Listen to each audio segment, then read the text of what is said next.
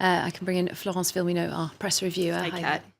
Of course, front page news in all the British newspapers. It sure is, and most papers feature a photo, the same photo, or rather the variation of the same photo. Let's take a look, first of all, at the Times here. You can see assault on Westminster, and this is, I guess you could say, the wide shot of that photo where you can see both the assailant and the police officer who was fatally wounded on the ground there. Some papers deciding to zoom in on the police officer. That's what you can see on the front page of The Guardian.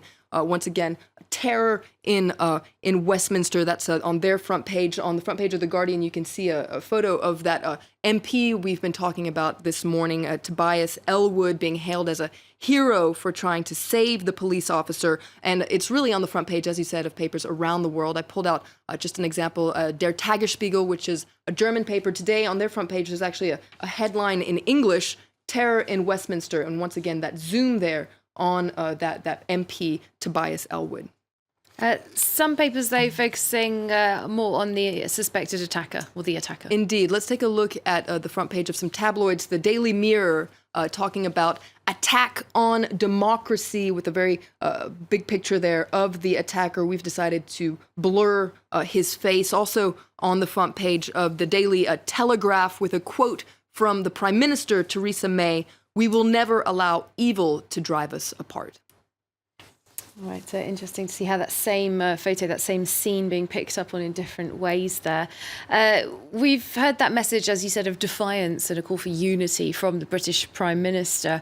Quite a lot of the newspapers picking up on that in their editorials. Let's start with the editorial of The Guardian that points out that the strike at Parliament took aim directly at the heart of British democracy, but it must be kept in proportion. It must not be allowed to divide us from one another. The idea of terrorism is to spread hate and division, but the first protection against all that is solidarity. So The Guardian is calling for proportion, and there's a very same message if we take a look at the editorial here in The Telegraph, also talking about the fact that we must deny terrorists the disproportionate reaction that they seek from us here. So lots of calls for calm, keep calm, and carry on. El País, which is a Spanish paper, is saying this is a real test for British authorities. It's a real test for the Prime Minister, Theresa May, and it really hopes that this will be an hour for Britain's stiff upper lip. Of course, that's a stereotype, I guess you could say, of the British. And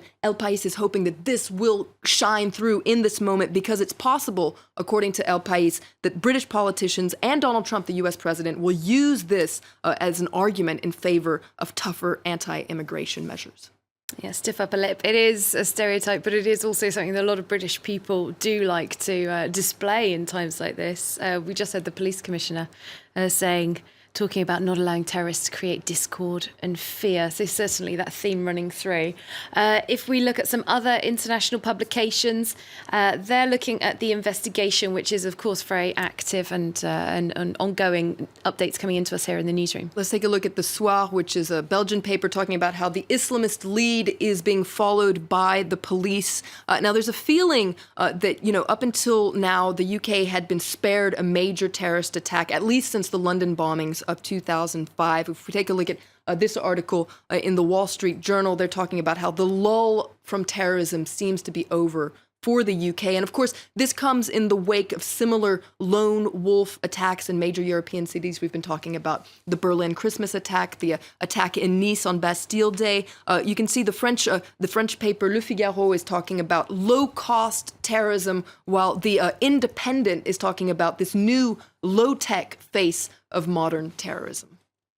All right, let's bring things back to the one victim whose name has been made public at this point. That's the police officer who died at the scene there, stabbed by this attacker. Been identified. You've been talking about it this morning. Keith Palmer. Lots of tributes this morning in the British papers. You can see this article in the Independent with a portrait of the constable.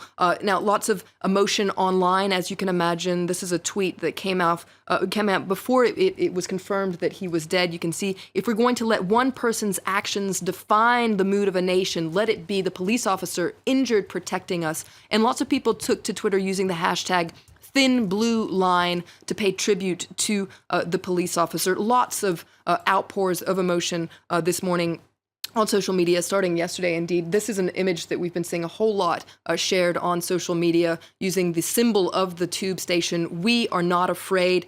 This as well is an image that's been shared a lot. Together, we stand with London with this hashtag, Pray for London. And let's just end with some cartoons that I've seen. You can see the Telegraph here has compiled some cartoons that have been published to pay tribute. You can see this is The Guardian, Steve Bell, and just one more. I liked this cartoon by the Herald, the Scottish Herald. You can see where Westminster is, these candles burning in tribute to London.